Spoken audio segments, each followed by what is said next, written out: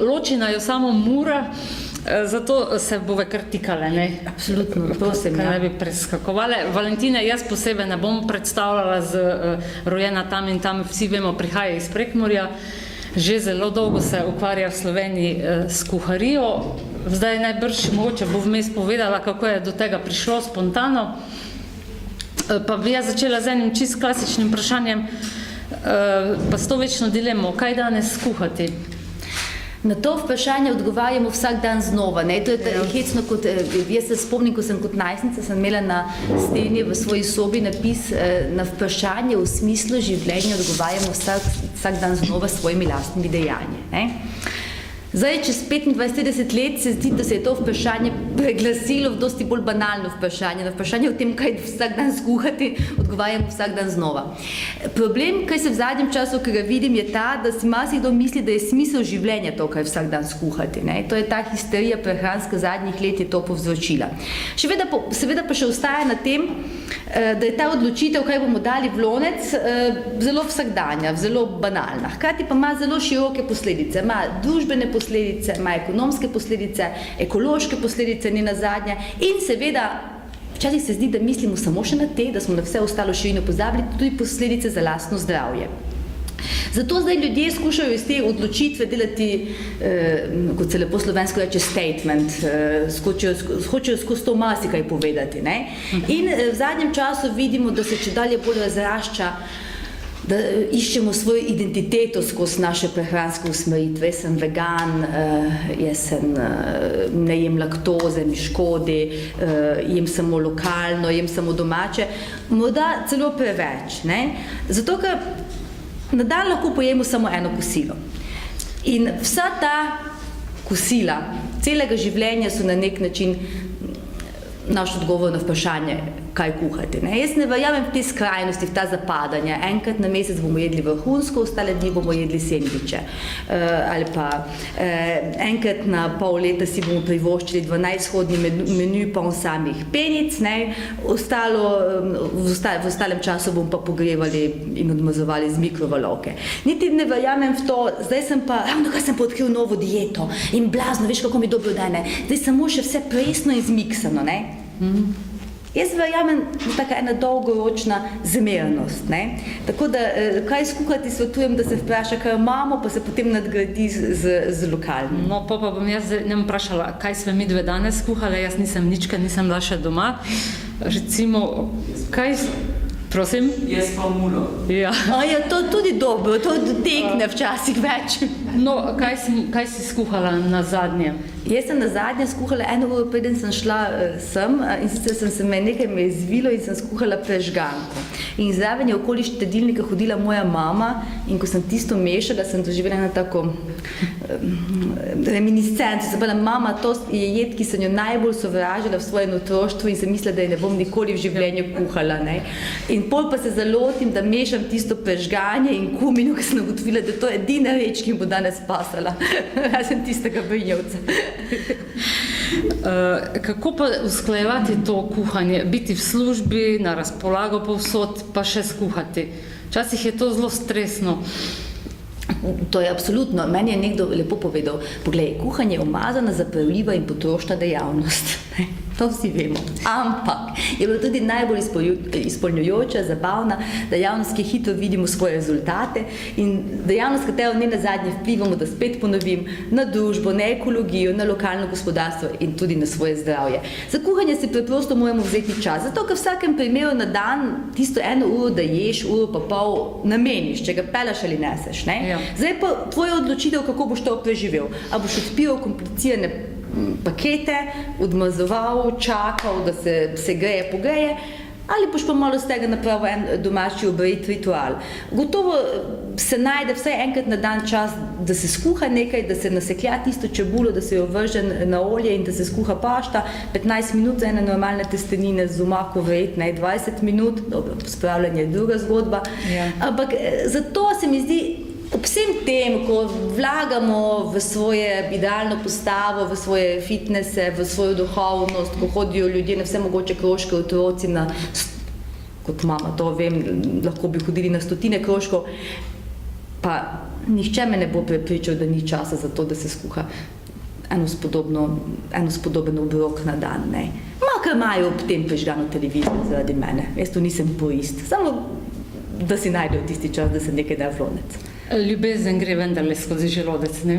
Tako, ampak ne samo ta ljubezen. Jaz sem seveda z generacije osamosvojenih žensk, ki smo sovražile ta vek, ne?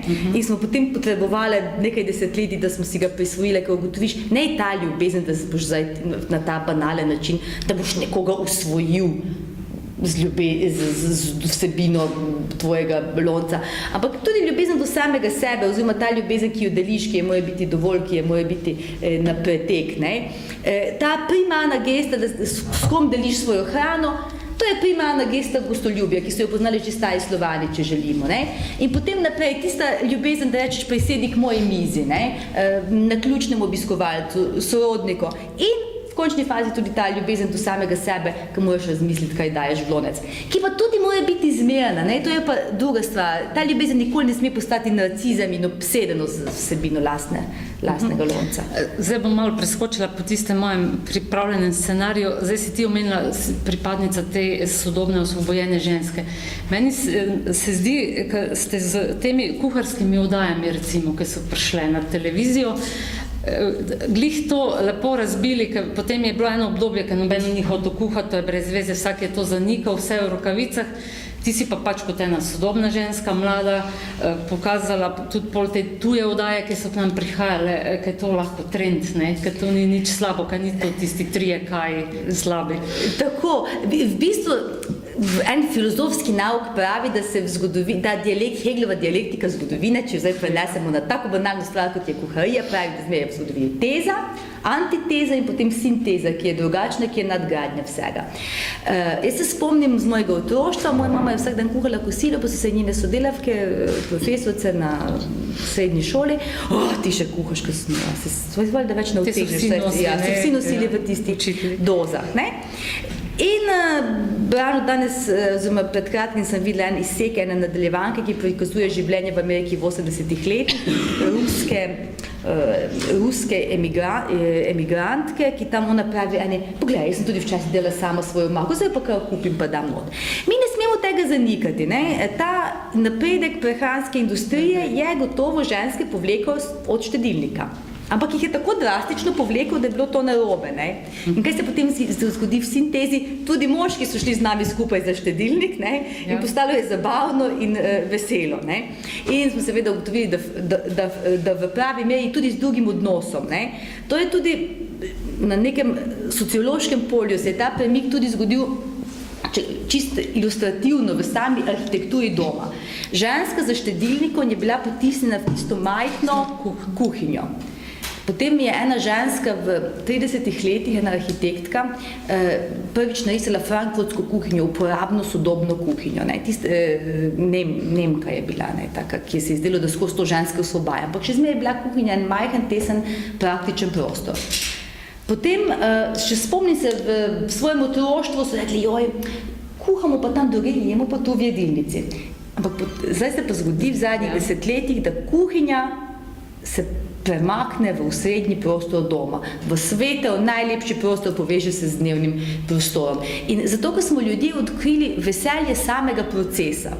Veselje samega procesa kuharije, ne več zgolj skrivajmo proces in se veselimo učinka hrane, ampak da je sam ta proces same priprave in s tem užitkom smo potem tudi uspeli tudi moške zvleči za štedilnik. Ne? Se mi zdi, da je to bil ta dvojni učinek. Ja, in se je splačalo, ne? Se je splačalo, ja.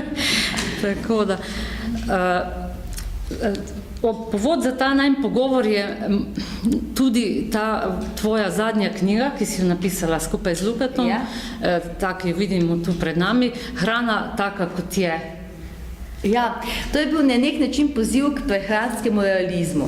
Da včasih se pa pač je hrana, taka kot je, navadna, da nimajo vsi ti recepti enostavno istega predznaka. Ne moreš reči, vsi so taki ali pa drugačni. Da včasih si ljudje pač želimo jesti preprosto hrano, prosto po Freudu, včasih je tudi cigara, samo cigara. Ne? Se mi zdi, zakaj pravim poziv k prehranskemu realizmu? Se mi zdi, da smo ljudje tudi v odnosu do hrane prešli različne faze.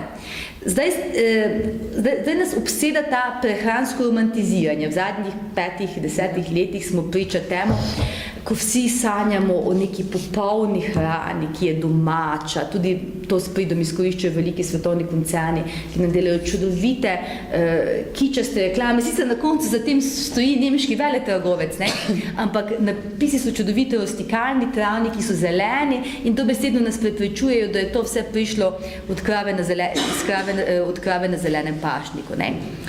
Ampak mogoče je čas, da tudi okoli tega streznimo. Zato, kaj tudi ugotavljamo? Vse te ideali, tudi jaz sem na nek način verjela v te ideale lokavostva, domačega, odpirajo širše dileme. Ne? Osnovni problem hrane danes ni to, če lahko mi vsi jemo vse bio. Ne? Žal ni to. Ampak je osnovni problem hrane ta, da je še zmeraj toliko ljudi na svetu lačnih, preveč lačnih. Zato, ker mi recimo tu prisegamo in trdimo, mi pa ne bomo jedli gensko modificirane hrane, pa mi ne bomo tega, pa tega, ne. Mogoče s tem na nek način se tudi ne zavedamo tega, da pa kakšen del sveta bi pa še kako jedel pšenico, ki bi bila odporna na škodljivce, ki bi lahko zmogla zrasti tudi v slabih razmerah, ne. In zato tudi, ker ta prehransko romantiziranje, jejmo samo čisto. Recimo s hrano se zdaj povezuje ogromno terminov, ali čista prehrana. To je termin, ki je najbolj sporen, zato ker nihče ne ve, kaj točno pomeni. Clean eating, ne? To je termin, ki proizvaja milijarde prometa na svetu, ne? In enkrat se je clean eating, je, da ne ješ industrijsko, potem so že drugi rekli clean eating, je, da ne ješ nadživalskega, ne? To nas dela vse skrb zelo živčne in s stalnim občutkom krivde. Na koncu je pa prehranska realnost taka, da včasih skuhaš prežganko doma na hitro, včasih kupiš burek pri mlinarju, ne? Včasih pa mesiš potico iz bio moke mlete na kamen po babičinem receptu. Ne? In mi moramo vedeti, da je vsa ta celota je hrana in da tudi ko vztrajamo pri tem, da mora biti pa za nas samo najboljše, se moramo zavedati, da pa si vsi samo tega najboljšega ne morejo privoščiti in tudi prav, da včasih pa sprejmemo realnost tako kot je. Sploh, recimo, če opozorive na ta problem super živel, ne? Pride ena modna muha, pa potem nekomu v Evropi pojemo tiste jagode, ali kaj je bilo. Goji, Jagode, ki so nekomu osnovno živilo, pa se cene dvignejo, ne? To je ta veriga, na katero vi skozi opozarjate, ekonomski vidik hrane. Tako, absolutno. Tudi ogromno pri hrani je enih naših verovanj in naših predispozicij, naših nastrojenosti. Znano je dobro. Okus je družbeni konstrukt, okus je konstrukt vzgoje, tega, kaj se nam zdi, da moramo čutiti, o tem so sociologi pisali teorije, ampak mi pri hrani enostavno jemo zgodbe, ne? Ja. In tudi super živila so čudoviti primer tega. Recimo jaz poznam Zdanci, ki trdijo, mi pa doma solimo samo s himalajsko soljo, veš, tako nam je zelo všeč, ne? To je ta ista himalajska sol, ki je stara tisoče milijonov let in na njej piše rok uporabe do oktobra 2018. Ne? To je poznančen dober tweet, nekdo pa pogled, 10.000 let je že bila, milijone let je že v hribih tam v Himalaji, zdaj pa se bo pa pokvarila do leta 2018. Ne? Ja, to je krasen kontradiktornost. Ker na koncu pa so znani bili preizkusi, ko so ljudje rekli, no se pa probajte himalajska sol, navadna sol, pa so jim zamešali, pa čisto nihče ni zaznal razlike. Ne? Tako da, če nekdo trdi, solim samo s himalajsko soljo, pomeni, da mu je všeč ta ideja, da soli s to soljo in misli, da je to boljše. Super živila so čudoviti komercialni konstrukt, marketinški konstrukt, od katerega marsi kakšen koncern, marsi kakšno podjetje lepo živi. Danes več ni skrivnost tudi to, da vemo, da je zeleni oziroma bio-eko industrija je najhitreje raztoča, ima največ denarja in tudi največ denarja za plačevati lobiste, če hočete v Bruslu, tudi pri ameriški Food and Drug Administration, ki na nek način daje prednost tem živilom. In super živila so blagozvočna, blagozvočen prazen termin. Občudujemo goji jagode, pozabljamo na domače maline ali pa robide, ki rastejo v grmovju. Jabolko ni super živilo, zato ker ni prišlo k nam dovolj daleč. Ne? Pa ingver in česen, ne vem, ampak dobro, ingver je zdaj že tako domač. Ingver opisuje že Valentin Vodnik, se je tu na ljubljanski tržnici prodajal že pred stoletji. Kaj pa recimo molekularna kuhinja? To pa meni kar, jaz ne vem, meni kar se nasrši koža, mogoče bom pa kar tako povedala, da je ne razumem, oziroma niti se mi zdi, da to je na nek način izmaličenje hrane, ki je morda tudi na dolgi rok grešno. Je zanimivo, koliko to gre za eno raziskovanje novih prehranskih meja, samo jaz nekako ne vidim čisto pravega smisla, kam se to v ta sistem hrane umešča in kaj nam prinaša. Mogoče nam kaj ne prinaša, zato ne želim naprej jo zametovati. Ja. Samo vem, kaj ne prebavljam dobro, to so pa moje izkušnje. Tudi to ni za vsakdanjo rabo najbrž, ne? Se potem kuhinja spremeni v laboratorij. Zelo veliko pri molekularni kuhinji je bila povezana z eno precejšnjo afero. In sicer mi smo zelo osveščeni potrošniki in pri vsakdanji prehrani zelo beremo etikete. Tu je pa not kalijev sorbat, to pa ni v redu, ne. Pa čeprav je kalijev sorbat zelo nedožen konzervans. No, v molekularni kuhinji so do take mere uporabljali te dodatke, aditive, da so dosegli te učinke, pene, ne vem kaj vse, ne, da je bilo, ta hrana že več ni bila varna. Ker kljub vsemu, ko industrija porablja nekaj, in to mora biti konkretno odobreno in preverjeno. Če pa to ti delaš v eni elitni kuhinji, ki je vsak večer 10, 15, 20 ljudi, ne, je pa to spet nekaj drugega. Ne. Tako da, recimo, to vem o tej zgodbi, da so pač uporabljali prehranske aditive v abnormalnih količinah, zato da so dosegli te efekte pen, lebdenj, ne vem, čisto vsega. Ja. Pa tako nasplošno zelo veliko govorimo o prehranjevanju, milijone kuharskih knjig je vse, ampak jaz imam nekako občutek, ko jemo pa mogoče slabše, kot smo včasih jedli. Nikoli ne veš, pa neke umetne dodatki, pa te šunke, ponarejeno meso, pa vse to. Ne. Jaz pravzaprav ne vem, jaz sem dolgo časa verjela, da jemo zdaj slabše, pa je da je pravinsko boljše. Potem me pa pretresajo te novice, da vidim, da kljub vsemu bolj razvita država je, bolj bogata država je, bolj se daljša življenjska doba. Bolj razvita, bolj bogata država je, manje teh civilizacijskih bolezni srca, tudi jih je pač, oziroma v višja leta se premaknejo, pa tudi teh kroničnih smrtonosnih bolezni. Vse te, mi mogoče pozabljamo, da je bilo pred 150 leti najpogostejši vzrok smrti zastrupitev s hrano. Enostavno ni bilo konzervansov, ni bilo hladilnikov in ljudje so jedli po domače pokvarjeno hrano. Samo seveda tega niso tako diagnosticirali, kot mi diagnosticiramo danes. V 16. stoletju v Franciji je spil odrasel moški oziroma zrasten človek kar nekaj litrov vina na dan, tudi otroci. Tisti, ki je pil čisto vodo, je bil obsojen na smrt, zato ker je bila voda onesnažena. Malo se naučujemo zdaj vsega tega, kar nam je ves razvoj prinesel. Pšenica je pač ni bila zastonj pšenica najbolj cenjeno žito. Zato, ker je bilo najbolj celostno, najbolj primerno za človeško prehrano. Ljudje, ki so jedli samo koruzo, to je bil primer severne Italije, so zbolevali za pelagro. To je bolezen, ki se pojavi zaradi pomanjkanja določenih vitaminov v prehrani. In danes imamo seveda te probleme prvega sveta, ne, da si lahko zmišljujemo, pa jemo. Tudi konzervansi, ki se dodajo v hrano, niso tam zato, ker bi bilo da bi to bil ene vele zarote, ker nazaj hočejo vse zastrupiti na dolgi rok, ne, ampak zato, da je živilo bolj varno, zato, da živilo pride na živilsko polico nepokvarjeno. V bistvu mi je neumno, ker zdaj o tem razmišljam, oziroma to moram izražati, ker to so neke stvari, ki so nam 50 let nazaj govorili, ampak smo jih radi pozabili. Zdaj pa vem, ker se marsikomu zdi, da je boljše, če doma pojem malo plesnivo. Pa ni boljše.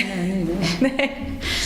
V enem od intervjujev sem enkrat rekla, kuharija oziroma to, s čimer se populacija prehranjuje, soustvarja podstat naroda. Kakšna je danes ta podstat oziroma kaj bomo za prihodnje? Jaz verjamem, da se svet spreminja več čas na boljše. Jaz nisem jaz ne pristajam k tistim apokaliptičnim teorijam. Meni se zdi, da se pot stati boljša. Kaj sem pa tu hotela povedati, je pa bilo takrat so prišli raziskava Svetovne zdravstvene organizacije, ki je pokazala v tej soodvisnosti o tem, da če se izboljša prehrana, oziroma če je več prehransko osveščenih, se izboljša tudi bruto narodni produkt. Ne? Seveda, ljudje, ki boljše jejo, so lahko bolj delovno aktivni, manj so na bolniški, tisti, ki pazijo na prehrano. Ne? In zdaj seveda o tem, kaj pa je boljše jesti, o tem se pa zdaj pač pogovarjamo. Nekako bolj celostna dieta z varovalnimi živili, ne iz ene skrajnosti v drugo skrajnost. Ne? Najbrž je pa tudi večji problem ne to, kaj jemo, ampak se skozi prenažiramo ali pa skozi dobro jemo. Ne? To je seveda, to je problem, ki je strašen. Zdaj sem imela priložnost, v Sloveniji je bila narejena ena zelo natančna študija prehrane kmečkega prebivalstva pred drugo svetovno vojno. In sicer je bila narejena v vasi Naklo Rodine pri Črnomlju leta 1939, je delal dr. Ivo Pirc. In je zelo natančno sledil temu, kaj so ljudje vsak dan jedli. In tista prehrana je bila zelo, zelo skromna. Sledili so 50 družinam, se mi zdi, 50-40 družin.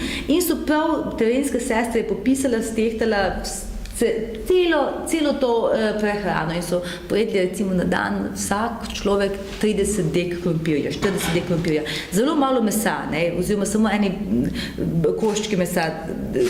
Sladko je bil v zanemarljivih količinah. Seveda, zdaj je problem obilja, s katerim je pa, in zato je paradoks, na eni strani toliko ljudi na svetu lačnih, na drugi si jih pa toliko želi shujšati in si omejuje svojo prehrano. V uvodu v to knjigo sta zapisala, jedi v tej knjigi so posledica 20-letnega raziskovanja in vsakdanje prakse. Ja.